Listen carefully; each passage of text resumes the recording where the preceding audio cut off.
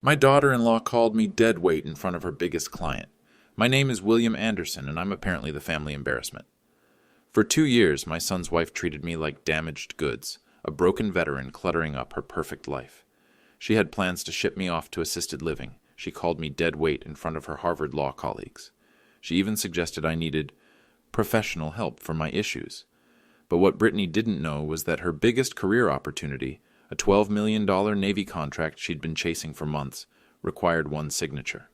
Mine. I stayed calm. I'd learned patience in places she couldn't pronounce.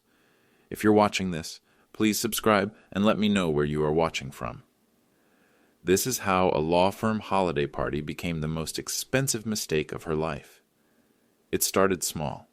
The eye rolls when I'd join family dinners. The way she'd changed the subject when I mentioned military service. Brittany Davis, Harvard Law, Senior Associate, drives an Audi Q7 worth more than most people's houses. She married my son Tommy 2 years ago. Good kid, but he's always been easily influenced. Works in IT, makes decent money, but nothing close to Brittany's league. She reminds him of that regularly. The first red flag was Thanksgiving 2022. I brought up my Navy buddy who'd just passed. 25 years of service, Purple Heart recipient. Brittany actually yawned. "Can we talk about something current?" she said. "Like Tommy's promotion opportunities? I drive a 2014 Ford F-150 with 119,000 miles. Dented tailgate from hauling lumber. She calls it that eyesore truck and suggests I Uber instead of driving to family events. It reflects poorly," she says. "My phone's an iPhone 7 with a cracked screen. Works fine for calls and texts. Brittany bought Tommy the latest model and made a point of showing me all its features. Technology moves fast these days, Bill. Might be hard for your generation to keep up. I shop at Walmart. $12 flannel shirts, generic jeans. She shops at Nordstrom and talks about investment pieces that cost more than my monthly disability check. When she sees my clothes, she actually winces. The drinking became her favorite ammunition. I have a beer or two in the evenings. Sometimes whiskey when the memories get loud. She told Tommy I was developing a problem and needed intervention. "Alcoholism runs in military families," she said, like she'd read it in some textbook. She started leaving assisted living brochures around the house. "Sunrise Senior Living has excellent facilities for veterans with PTSD," she'd say casually.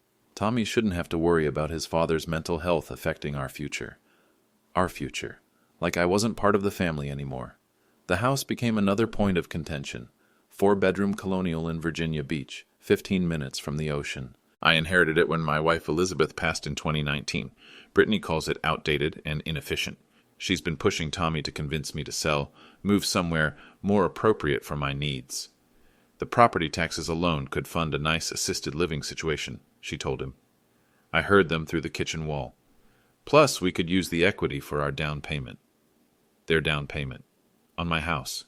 She started bringing work colleagues around, introducing me as Tommy's father who lives with us. Not whose house we live in. Just lives with us. Like I was some charity case they'd taken in.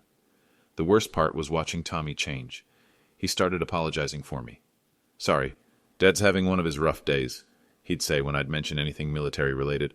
"The VA says it's normal for veterans his age." I never told him about my nightmares. Never mentioned the phone calls that come at odd hours. Voices with urgent questions about situations most people will never know existed. Never explained why certain dates on the calendar hit differently, or why I sometimes stare at the ocean for hours. Some things can't be explained to people who've never carried that weight. But Brittany made one crucial mistake. She assumed my silence meant weakness. She confused quiet dignity with defeat. She saw an old man in Walmart clothes driving a beat-up truck and decided she knew my story. She was about to learn how wrong she was. By spring 2023, Brittany's campaign to remove me intensified. She started documenting everything. My drinking, my antisocial behavior, my failure to contribute meaningfully to household discussions. "Tommy's career is taking off," she told me one morning. "He deserves a home environment that supports his success, not drags him down." She'd found a veterans facility in Norfolk. "Sunrise Manor specializes in combat trauma," she said, sliding the brochure across the kitchen table. "They have group therapy, structured activities, medical support. Everything you need. Everything I need." Like she had any idea what I needed. The brochure showed smiling elderly men playing checkers, participating in arts and crafts therapy. Monthly cost, $3,200. We've already spoken to the financial advisor, Brittany said. Your disability payments and pension would cover most of it. My disability payments. $1,550 monthly for shrapnel in my left leg and hearing damage from IED explosions. My pension, $3,200 from 22 years of service. She'd calculated it down to the penny. The house sale would provide a substantial nest egg, she continued. Current market value is approximately $2.1 million. After paying off the remainder of Tommy's student loans and covering my bar exam costs, there'd still be plenty for your care. My house, Elizabeth's house, the place where we'd planned to grow old together, where she'd tended her garden until the cancer took her hand's steadiness, where I still kept her coffee mug in the cabinet because some mornings I'd reach for it out of habit. I'm not going anywhere, I said. Bill, be practical. You're 69, 59, whatever. You're drinking more, sleeping less, clearly struggling with unresolved trauma. This isn't about what you want. It's about what's best for everyone. Everyone, not including me, apparently. She'd been building her case for months. Screenshots of my concerning behavior, like the time I'd gotten up at 0300 hours to answer a phone call on the back porch. Middle of the night disturbances, she called it. Never mind that Admiral Brooks was calling from Pearl Harbor 3 time zones away about a consultation that couldn't wait. She documented my isolation patterns, how I'd spend evenings on the deck, looking out at the water. Antisocial withdrawal, according to her notes. She never asked why I sat there, never noticed I was actually listening, to frequencies most people can't hear, to patterns in radio chatter that sometimes carry echoes of operations still classified. The drinking documentation was particularly thorough. Photos of empty beer bottles in the recycling. A picture of the whiskey bottle in my bedroom, the one I'd bought to mark the anniversary of the Kabul evacuation, when 16 Marines died, and I couldn't stop thinking about Marines I'd trained who weren't coming home. Alcohol dependency, with potential for escalation, her notes read. She'd even researched veteran suicide statistics. High-risk demographic, she'd written. Intervention necessary. Intervention. Like I was some kind of bomb that might go off. Tommy started avoiding me. Conversations became brief, stilted. How was your day, Dad? But his eyes would dart to Brittany, checking her reaction to my answers. She convinced him to join her for family therapy sessions without me. We need strategies for managing this situation, she told him. Professional guidance for handling elderly relatives with combat trauma. Elderly relatives. I'm 59 years old. The final straw came in November. Brittany had gotten promoted to senior associate at Morrison & Associates, one of DC's most prestigious firms. She was working on landing their biggest client, a Navy contract worth $12.3 million annually over 5 years. This contract will make partner for me, she told Tommy, but I can't have instability at home affecting my performance. Partners notice everything. Partners notice everything, including that their potential star associate was living with a mentally unstable veteran who might become a liability. I've found a place, she announced one evening. Sunrise Manor has an opening in January. I've already put down a deposit. A deposit. On my future. With my money. We'll need to list the house after Christmas, she continued. Get ahead of the spring market. I've already spoken to a realtor friend. She thinks we can get 2.2, maybe 2.3 if we stage it properly. We. She kept saying we like it was a shared decision. The moving company can handle your belongings, she said. Just essentials, of course. Sunrise provides most furnishings. Just essentials. 22 years of service, 37 years of marriage. A lifetime of memories, reduced to essentials that would fit in a shared room with a stranger. That night, I sat on the deck until sunrise, watching the horizon where aircraft carriers used to bring me home. The water was calm, but something was building, a storm that Brittany couldn't see coming. Some battles you choose, others choose you. The breaking point came December 10th, 2023. Tommy's birthday dinner. Brittany had invited her parents and her sister Claire, all successful professionals who spoke in acronyms and dropped names like breadcrumbs. I'd bought Tommy a watch. Nothing fancy. A Timex Expedition, $43 at the PX. Water-resistant, reliable, the kind that works when everything else fails. Military practical. Brittany's gift was Apple's latest smartwatch. $399, she announced. GPS, heart rate monitoring, cellular connectivity. Perfect for Tommy's active lifestyle. Active lifestyle. Tommy works at a desk and plays video games. Thanks, Dad, Tommy said, holding my watch. It's classic. Classic. Brittany repeated like the word tasted sour. How thoughtful. Her father, Richard, examined my gift. Timex, huh? Don't see many of these anymore. Very retro. Bill shops at the base exchange, Brittany explained. Everything's discounted there. Military benefits. The way she said military benefits made it sound like food stamps. Dinner conversations centered on Brittany's work. The Navy contract, her promotion timeline, partnership track. We're representing 3 major defense contractors, she said. The legal fees alone will exceed $2 million annually. $2 million, more than my house was worth. The Navy's being very selective, her mother added. Only the most prestigious firms even get considered. It helps that I understand military culture, Brittany said, glancing at me. Living with a veteran gives you insights into how they think. How they think. Like we were some exotic species she'd studied. What was your role in the Navy, Bill? Richard asked. Commander, I said. 22 years. And what do you do now? Claire wanted to know.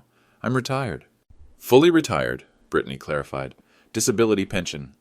The word disability hung in the air like smoke. Claire looked uncomfortable. Richard nodded with the patronizing sympathy people reserve for wounded animals. Military service is challenging, Brittany's mother said carefully. So many veterans struggle with adjustment. Struggle with adjustment, like I was some kind of malfunctioning equipment. Bill has PTSD, Brittany announced. We're working on getting him proper care.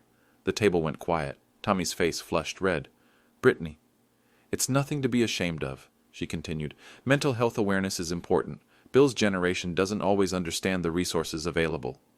My generation. Like I was some relic from a different era. What kind of care? Richard asked, leaning forward with professional curiosity. Assisted living with specialized veteran services, Brittany said. Structured environment, group therapy, medication monitoring. Much better than him trying to manage independently. Manage independently, like I was incapable of basic human function. That sounds expensive, Claire said. The house sale will cover most costs, Brittany replied. And his benefits help. His benefits. His house. Like I wasn't sitting right there. I set down my fork. 22 years of patience training kicked in. I'm not going anywhere. Bill, we've discussed this. You've discussed this. I haven't agreed to anything. Be reasonable, Richard said. At your age with your condition. What condition is that? Awkward silence. They exchanged glances the way people do when dealing with someone they consider mentally impaired. Your PTSD, Brittany said slowly, like I might not understand. Your drinking. Your antisocial behavior. I have 2 beers in the evening and prefer quiet. That's not antisocial. That's being an adult. Bill, her mother said gently, sometimes we can't see our own problems clearly. Our own problems. This woman had met me exactly 3 times. What problems? I asked. The middle-of-the-night phone calls, Brittany said. The drinking. The way you stare at nothing for hours. The nightmares. You hear my nightmares? Tommy told me. He's worried about you. I looked at my son, 28 years old, avoiding eye contact, letting his wife discuss my private struggles with strangers. Tommy, I said, you worried about me? Dad, He glanced at Brittany. Maybe we should talk about this later. Now's fine, I said. Tell me what worries you. The drinking, he said quietly. And you seem angry all the time. Angry. I wasn't angry. I was disappointed. Disappointed that my son believed his wife's version of me over his own experiences. Disappointed that 2 years of her campaign had convinced him I was broken. What else? I asked. The calls at weird hours, Tommy said. People coming by the house. It's strange. Strange. Admiral Brooks stopping by was strange. Judge Miller calling to check on me was strange. The FBI agent who'd served with me bringing Christmas cookies was strange. Who are these people? Richard asked. Are you involved in something? Involved in something. Like I was running drugs or smuggling weapons. They're friends, I said. Friends don't call at 3 a.m., Brittany said, unless there's a problem. What kind of problem? Her father pressed. I looked around the table. 6 people who'd decided I was mentally unstable, financially irresponsible, and potentially dangerous. 6 people planning my future without my consent. The phone rang. My phone. The ringtone I'd assigned to one specific contact. Excuse me, I said, standing. Bill, Brittany said sharply, we're having dinner. This won't take long, I answered on the 4th ring. Admiral? Commander Anderson, came the familiar voice. Sorry to interrupt your evening. We've got a situation that requires your input. I'm listening. The Morrison contract. There's been a development. Can you talk? I looked back at the dining room. 6 people watching me, convinced I was taking a call from someone at the VFW or my therapist. Give me 5 minutes, I said. Roger that. I hung up, walked back to the table. 6 pairs of eyes, full of concern and judgment. Everything all right? Richard asked. Fine, I said. Just Navy business. Brittany laughed. Actually laughed. Navy business? Bill, you're retired. Some things don't retire, I said. Like what? She challenged. I looked at her. Harvard Law, senior associate, working for months to land the biggest Navy contract in her firm's history.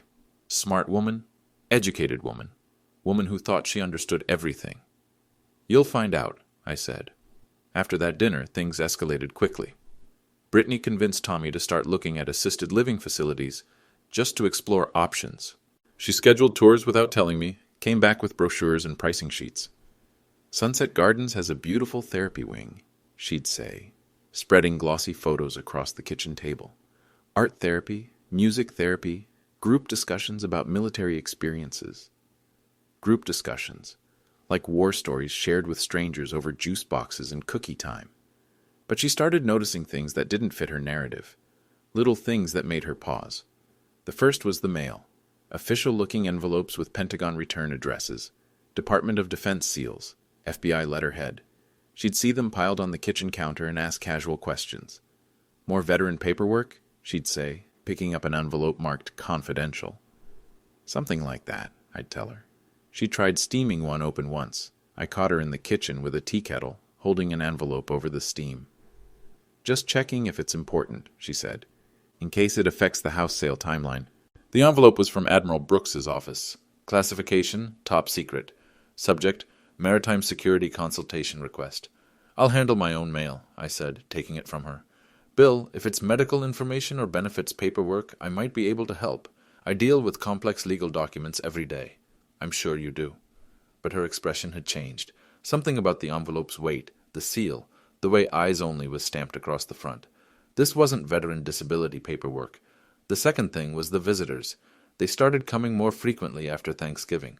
Always well-dressed, always polite, always asking for me specifically. Judge Miller stopped by on a Tuesday morning. Federal judge, black sedan with government plates, driver in a dark suit. He stayed for an hour, and when he left, he shook my hand with both of his. Thank you for your counsel, Commander, he said loud enough for Brittany to hear. The secretary will be pleased with your assessment.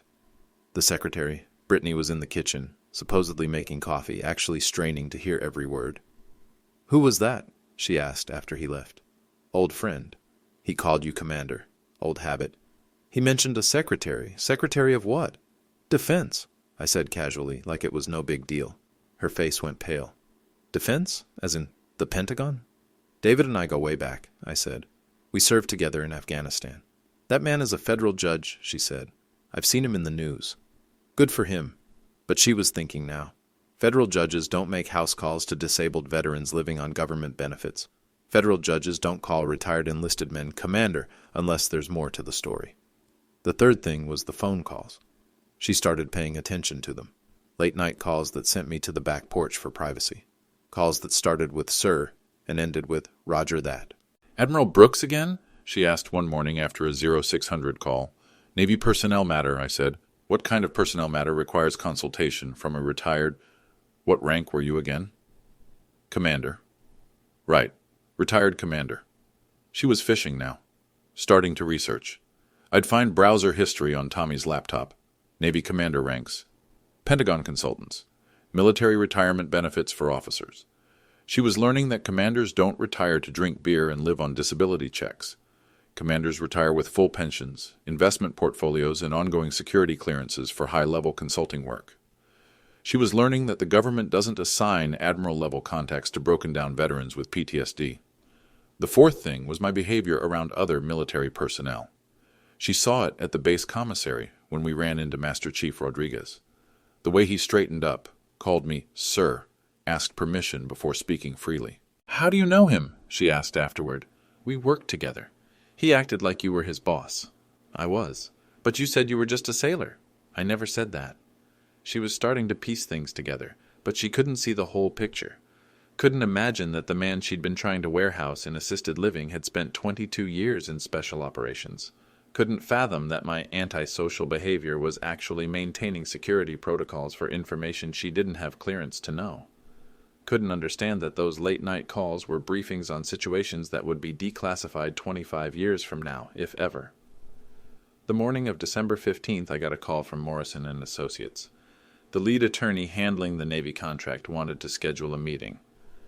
"We understand you have expertise in maritime security operations," he said. "Admiral Brooks recommended you as a consultant for our Defense Department proposal."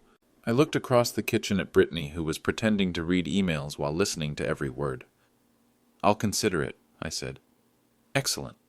The Admiral speaks very highly of your work. She mentioned you two have a long professional relationship with Admiral Brooks, the same Admiral Brooks who happened to be the final approval authority for the contract Brittany had been chasing for 8 months. The storm was building, and Brittany still couldn't see it coming. December 15th, 2023. Morrison and Associates annual holiday party at the Ritz-Carlton, Pentagon City. $15,000 venue rental, 200 guests, black tie optional. Brittany had been preparing for weeks. "This is my moment," she told Tommy. "Half the Pentagon brass will be there. If I can network effectively tonight, the Navy contract is practically guaranteed."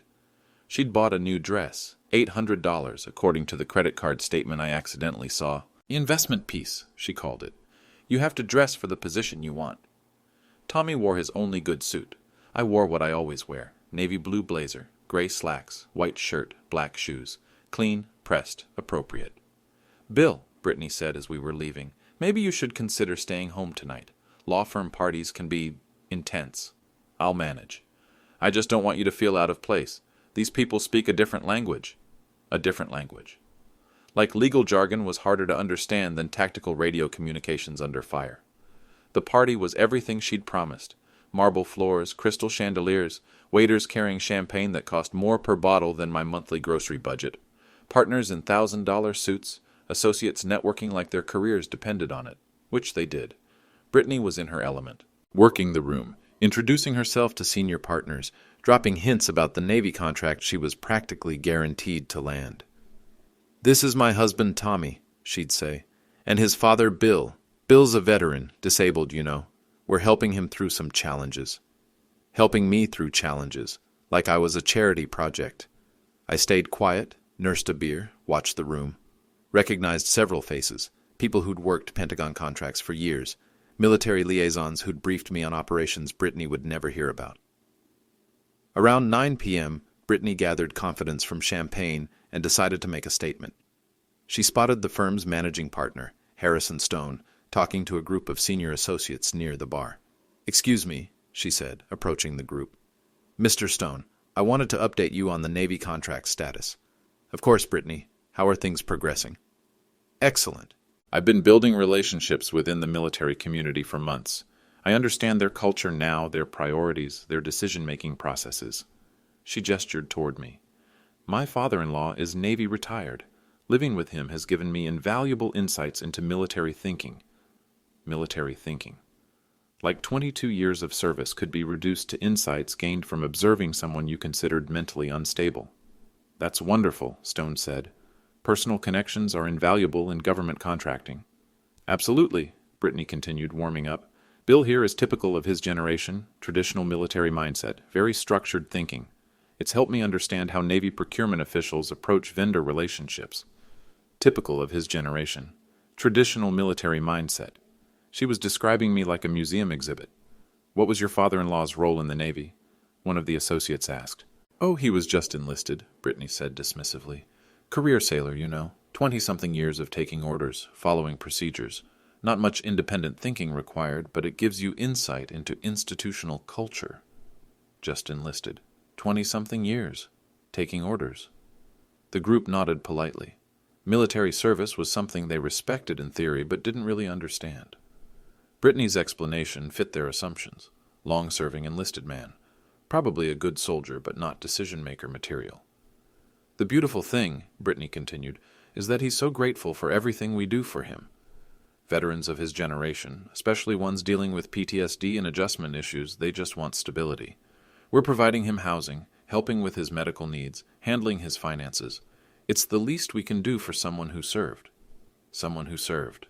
Past tense.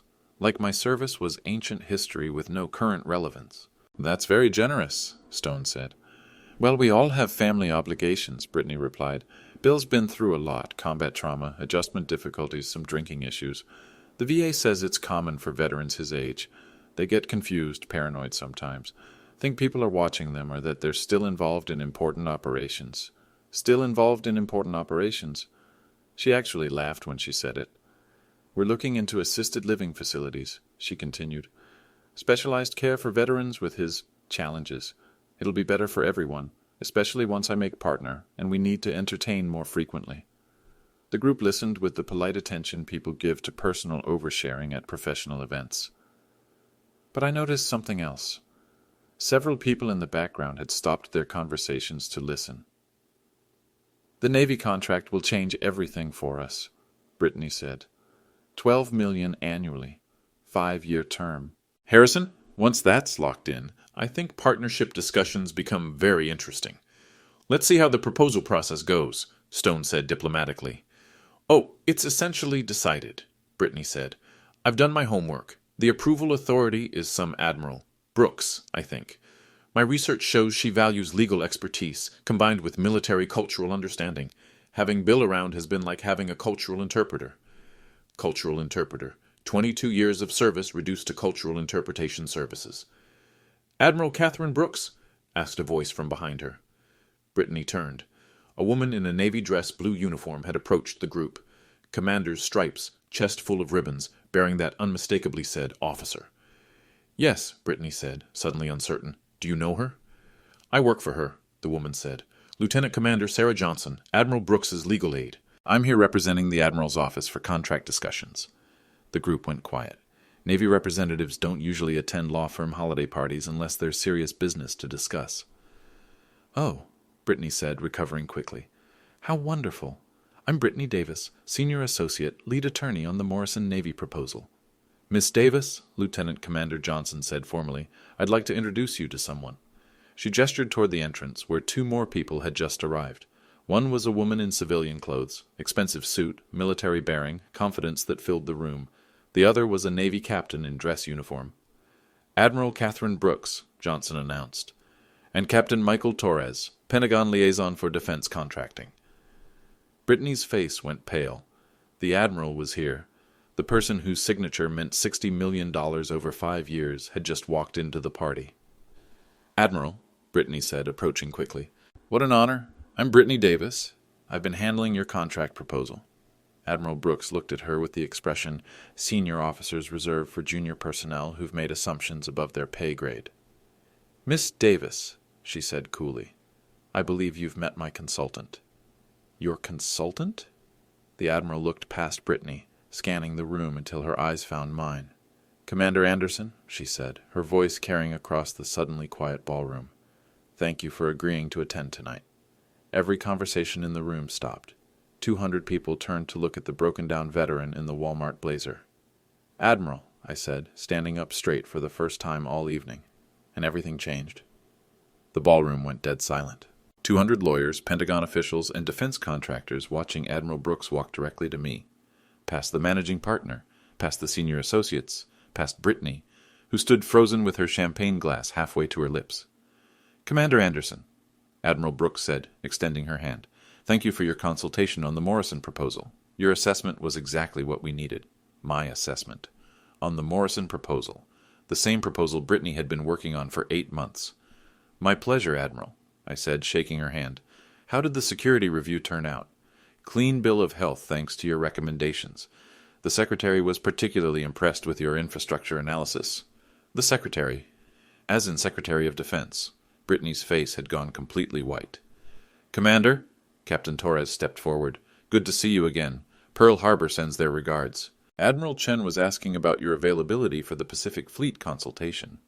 Tell her I'll review the materials next week, I said. Captain Torres nodded and handed me a manila envelope. Classified brief for your review. Standard protocols apply. I took the envelope.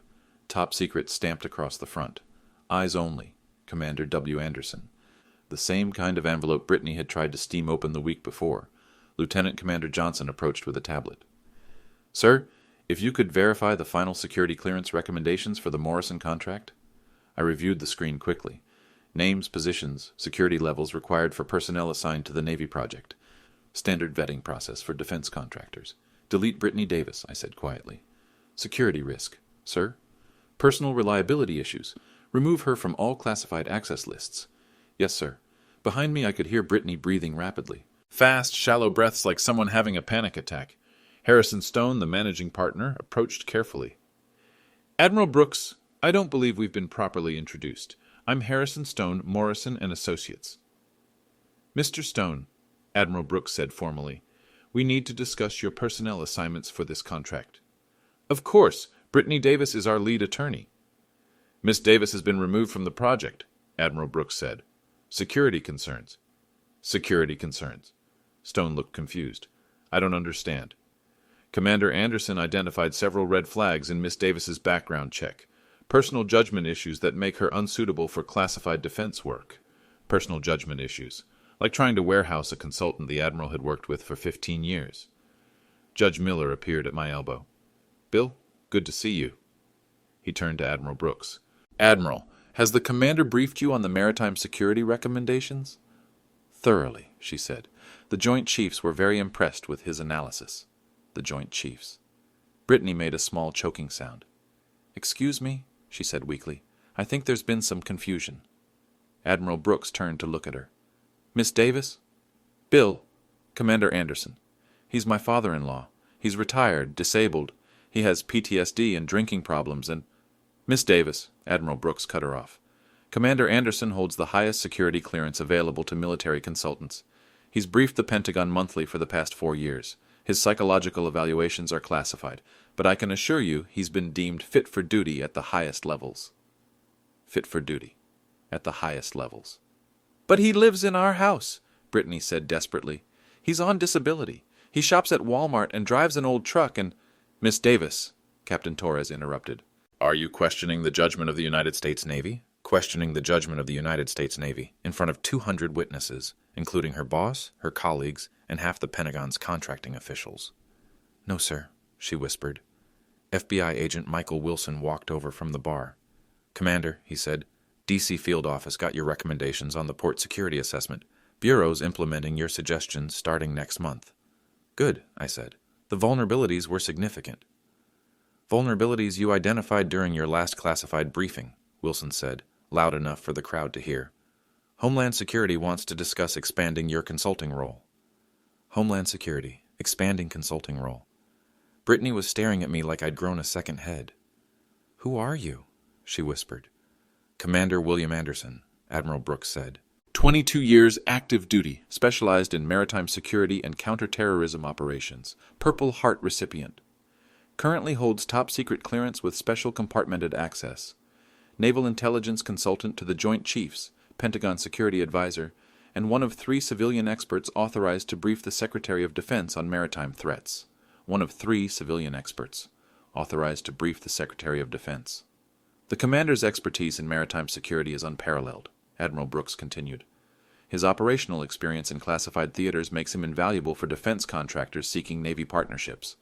Classified theaters, places Brittany would never hear about, operations that would be declassified in 2048, if ever. "In fact," Admiral Brooks said, turning to Harrison Stone, "the Morrison contract requires the commander's ongoing consultation. Any firm wanting Navy business needs his security approval." His security approval. The same man Brittany had been trying to commit to assisted living. "Admiral," Stone said carefully, "I need to clarify something. Miss Davis has been representing to us that she has special insight into military culture through her family relationship with the commander." "What kind of insight?" Admiral Brooks asked, her voice sharp. Stone looked uncomfortable. She indicated that living with a veteran gave her unique understanding of military thinking. She suggested the commander was typical of his generation. Traditional mindset, structured thinking, not much independent analysis required. Not much independent analysis required. Admiral Brooks's expression could have frozen seawater. "Miss Davis," she said, "are you suggesting that Commander Anderson lacks analytical capability?" No, ma'am. I just meant—" Because the commander's threat assessments have shaped Navy policy for the past decade. His strategic recommendations are classified at levels above your clearance. His analysis has prevented terrorist attacks you'll never hear about. Prevented terrorist attacks you'll never hear about. The commander's operational record includes classified missions in hostile theaters, Admiral Brooks continued. His decorations are classified. His current consulting work involves national security matters at the highest levels. His decorations are classified. Even his awards were too sensitive for public knowledge. And you thought he was just a typical veteran with PTSD? Admiral Brooks asked. The ballroom was completely silent now, 200 people watching a Harvard lawyer get dismantled by the U.S. Navy. Admiral, Brittany said desperately, there's been a misunderstanding. No misunderstanding, Admiral Brooks said. Lieutenant Commander Johnson, please note that Miss Davis has demonstrated poor judgment regarding military personnel assessment. Flag her file accordingly. Yes, ma'am. Mr. Stone, Admiral Brooks continued, Morrison and Associates will assign a different lead attorney to this contract, someone who understands the value of military expertise rather than dismissing it. Of course, Admiral. Immediately. Harrison Stone was looking at Brittany like she'd just cost him $60 million, which she had. Commander Anderson, Admiral Brooks said, turning back to me, will you be available for the security briefings next week? Yes, ma'am. Excellent. The Pentagon appreciates your continued service. She turned and walked toward the exit, followed by Captain Torres and Lieutenant Commander Johnson. Conversation gradually resumed throughout the ballroom, but in hushed tones. People kept glancing at me, then at Brittany, trying to process what they'd witnessed. Harrison Stone approached me directly. Commander Anderson, I owe you an apology. We had no idea about your current role with the Navy. No apology necessary, I said. If you're open to it, we'd like to discuss expanding your consulting relationship with our firm. I'll consider it. He nodded and walked away, pointedly avoiding eye contact with Brittany. Tommy appeared at my side, looking dazed. Dad? What just happened? Your wife learned something about assumptions, I said. Brittany was standing alone near the bar, holding her champagne glass with shaking hands. 8 months of work, gone. Partnership track, destroyed. Career momentum, reversed. All because she'd confused quiet dignity with weakness. All because she'd never bothered to ask the right questions. All because she'd assumed my silence meant I had nothing important to say. Some battles you win by letting the enemy destroy themselves. Tonight, I'd just given Admiral Brooks the information she needed to make an informed decision about Morrison and Associates personnel. The Navy got reliable contractors. I got my family back. My family. Brittany got a lesson in the cost of arrogance. Fair trade. The ride home was silent. Tommy drove, hands gripping the steering wheel. Brittany stared out the passenger window. I sat in the back seat, watching Virginia Beach pass by like I had for 59 years. Dad, Tommy finally said as we pulled into the driveway. Can we talk? Inside, I said. We gathered in the kitchen. The same kitchen where Brittany had spread assisted living brochures, where she'd calculated my disability payments, where she'd planned my removal like I was unwanted furniture. I don't understand, Tommy said. Why didn't you tell us? Tell you what? That you're still working. That you're important. That the Navy still needs you. Important.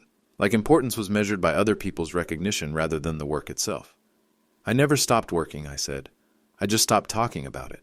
But the drinking, the nightmares, the weird phone calls? The drinking is 2 beers and occasional whiskey. The nightmares are normal for anyone who's seen combat. The phone calls are briefings on situations you don't have clearance to know about.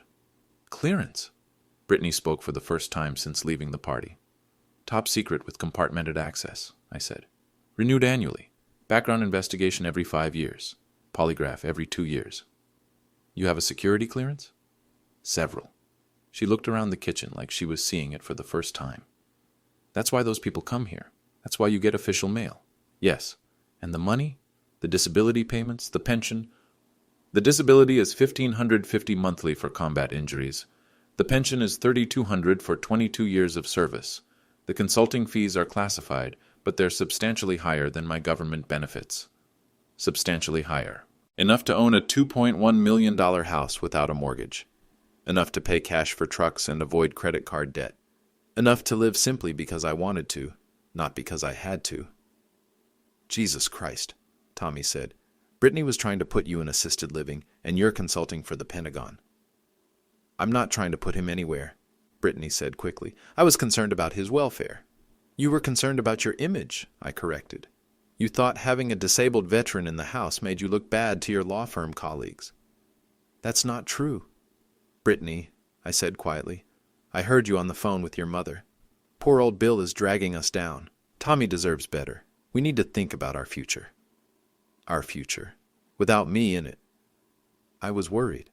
You were embarrassed. You wanted me gone so you could use my house for entertaining your law firm friends without explaining why you were living with your deadbeat father-in-law. The kitchen went quiet except for the refrigerator humming and the distant sound of waves on the shore. The assisted living facility, I continued, $3,200 monthly. Exactly what my pension pays. You'd calculated it perfectly. Warehouse me in Norfolk. Sell my house for $2.1 million. Use the proceeds for Tommy's student loans and your partnership wardrobe. We weren't going to sell your house, Tommy said. I pulled out my phone, scrolled to a saved email, and read aloud. Sunrise Manor deposit confirmed January 2024 move-in. Property listing scheduled for December 28th. Estimated market value $2.2 million. Commission 7%. Property listing. Already scheduled. You went behind my back, I said to Tommy. Your wife planned my future, and you went along with it. Dad, you thought I was broken. You thought I needed help. You thought your Harvard-educated wife knew better than I did what was best for my life. We were trying to help, Brittany said. Help? I set my phone on the counter.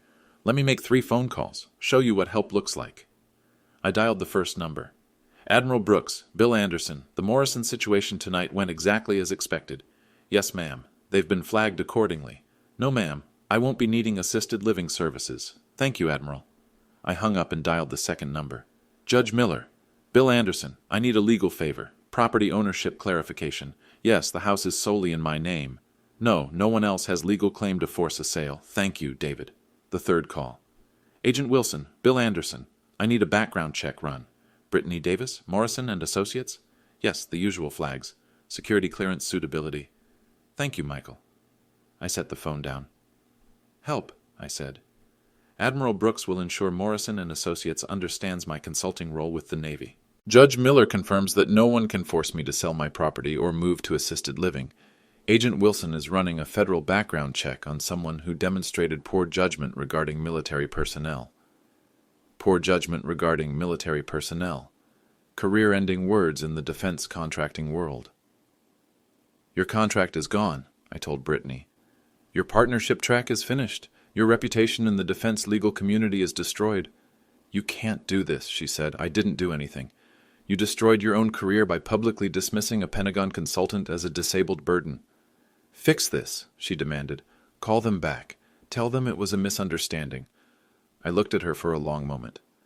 2 years of dismissal, humiliation, and planning my removal. 2 years of treating me like a problem to be solved rather than a person to be respected. No, I said. Some battles you win by not fighting. Others require decisive action. Tonight was decisive action. By Monday morning, the defense contracting community in D.C. knew exactly what had happened at Morrison and Associates' holiday party. Word travels fast when someone publicly humiliates a Pentagon consultant. Brittany's phone started ringing at 7 a.m. Not good calls. Morrison and Associates has decided to restructure the Navy contract team, Harrison Stone told her in his office. Your role will be transitioning to other attorneys. Sir, I can explain. There's nothing to explain. Admiral Brooks requested your removal. When the Navy requests personnel changes, we comply. But I've worked on this for 8 months. And now someone else will finish it. Clean out your office. Human Resources will contact you about transition arrangements. Clean out your office. Partnership track over. Career momentum gone. The legal community is small, especially defense contracting. By Tuesday, 3 other firms had called to discuss her availability, then mysteriously found reasons not to schedule interviews. We decided to go with someone who has more experience with military clients, they'd say. Or, we found a candidate who better fits our Pentagon relationships. Pentagon relationships. Code for someone who doesn't insult Navy consultants at professional events. Wednesday brought the real consequences. FBI agent Wilson's background check had flagged her security clearance application as denied pending further review. Without clearance, she couldn't work defense contracts anywhere in D.C. What does this mean? She asked the security officer who delivered the news. It means federal agencies consider you a security risk. Could be temporary, could be permanent. Depends on the review outcome. Security risk. The kiss of death for defense lawyers. By Friday, her Audi lease company had called about payment issues. Her credit cards were approaching limits. Tommy's salary couldn't cover their lifestyle without her income. "We need to talk," she told me Friday evening. I was on the deck watching the sunset over the water. "Talking won't change anything," I said. "Please, I made mistakes. I understand that now. You made assumptions. You treated me like a burden instead of family. You planned my removal without my consent. I was wrong about your situation." "My situation?" "Your work, your importance, your connections. My importance. Like importance was the issue rather than basic human respect." "Brittany," I said, turning to face her, "you spent 2 years trying to convince my son I was mentally unstable. You documented my drinking, photographed my mail, scheduled assisted living tours behind my back. You told your law firm colleagues I was a typical broken veteran who gave you cultural insights into military thinking. I was trying to help. You were trying to remove an obstacle to your perfect life. You wanted my house without me in it. You wanted Tommy's loyalty without family complications. You wanted to play house with my property while warehousing me in Norfolk. That's not true." I pulled out my phone, scrolled to a voice memo, and hit play. Her voice filled the evening air. "Tommy, your father is becoming a liability. My career is taking off, and I can't have a mentally unstable veteran affecting my professional image. The assisted living place has an opening, and we should take it." Her own words, recorded during one of her phone conversations when she thought I was napping. "That's... You recorded me?" "I documented everything, the way you documented my drinking. Fair's fair. You can't use that against you? In court? You're right. It might not be admissible, but it's excellent context for Admiral Brooks's evaluation of your judgment regarding military personnel." Her face went white. "You sent that to Admiral Brooks? Along with photos of the assisted living brochures you left around the house, screenshots of your text messages about selling my property, and copies of the deposit receipt for Sunrise Manor." "Oh my God." "Professional reference material. Helps the Admiral understand your decision-making process when dealing with military consultants. This will destroy my career." "Your career destroyed itself. I just provided documentation." She sat down heavily in the deck chair beside me. For the first time in 2 years, she looked small, vulnerable, defeated. "What do you want?" she asked quietly. "I want my son back. I want respect in my own home. I want you to understand that quiet doesn't mean weak, and simple doesn't mean stupid." "And if you what? If we apologize? If we change? If we treat you better?" I watched a Navy destroyer moving south along the horizon, probably heading for Norfolk, full of sailors who'd trained under officers I'd helped develop, carrying equipment I'd helped design security protocols for. "Respect isn't something you negotiate after getting caught," I said. "It's something you offer because it's right." "So what happens now?" "Now you live with the consequences of your choices. Now you explain to future employers why Admiral Brooks flagged your file. Now you figure out how to rebuild a career after publicly dismissing Pentagon consultants as disabled burdens. And us? This family? That depends on Tommy, and you, and whether you've learned anything from this." The destroyer disappeared into the evening haze, another ship coming home carrying people who understood that service doesn't end with retirement. Some lessons are expensive. Some consequences are permanent. Tonight, Brittany was learning the difference. Christmas morning, 3 weeks later. The house was quiet except for coffee brewing and waves outside the kitchen window. Tommy came downstairs first. "Morning, Dad." "Morning, son." Brittany appeared a few minutes later. She'd been staying in the guest room since the party. Neither of them had mentioned divorce, but the separate bedrooms spoke volumes. "Coffee?" I offered. "Thank you," she said quietly. We sat around the kitchen table, the same table where she'd spread assisted living brochures, where she'd calculated my disability payments, where she'd planned my future without asking my opinion. "I've been thinking," Tommy said, "about everything that happened. And I owe you an apology. I should have listened to you instead of assuming things. You trusted your wife. That's not wrong. But I stopped trusting my father. That was wrong." Brittany stared into her coffee cup. "I owe you more than an apology," she said finally. "I owe you an explanation. I don't need explanations. I need to give one, to myself maybe." She looked up. "I was scared. Of what? Of not being good enough, of not measuring up. Tommy married beneath his potential. That's what my parents always said. He could have done better than a girl from Midwest public schools who fought her way through law school on loans and scholarships. So you decided I was the problem. I decided you represented everything I was trying to leave behind. Blue-collar background, simple lifestyle, people who didn't understand ambition. She paused. I was ashamed of my own father who worked factory jobs his whole life. When I saw you in Walmart clothes driving an old truck, it reminded me of where I came from, where she came from, like it was something to escape rather than honor. Your father sounds like a good man, I said. He is.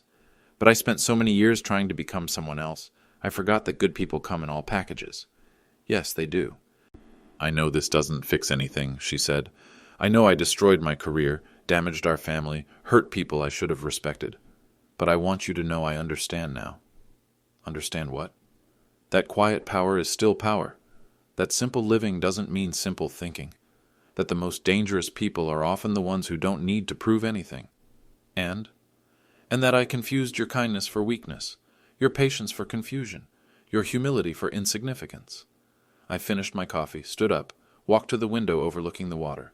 A Coast Guard cutter was passing by, probably running morning patrol from Little Creek. Here's what happens now, I said without turning around.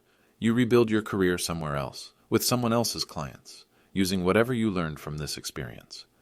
Tommy decides whether your marriage survives your choices, and this family figures out whether respect can be rebuilt after trust is broken. What about you? Tommy asked.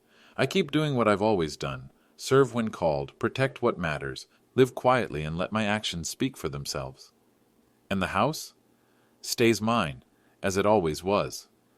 I turned back to face them. Some boundaries got reset these past few weeks. Some lessons got learned the hard way. Some people discovered that assumptions can be expensive.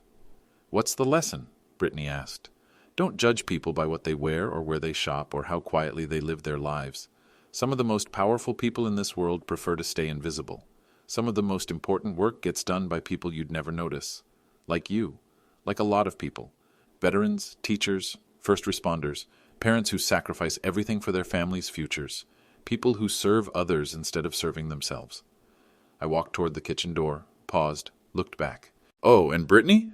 Next time you meet someone in simple clothes doing humble work, consider the possibility that they chose that life rather than having it chosen for them. Humility is often a sign of strength, not weakness. I stepped onto the deck, breathed salt air, listened to waves that had been keeping me company for 37 years. Behind me, Tommy and Brittany were talking quietly, maybe working things out, maybe saying goodbye. Either way, they'd learned something about the cost of disrespecting people who've earned better treatment. The lesson was expensive, but some lessons need to be. If you're watching this story and you've got family members who served, or anyone in your life who lives quietly but loves deeply, maybe take a moment to really see them. You might be surprised what you discover. And remember, still waters run deep, and the quietest people often have the most interesting stories. They just don't feel the need to tell them unless you're willing to listen.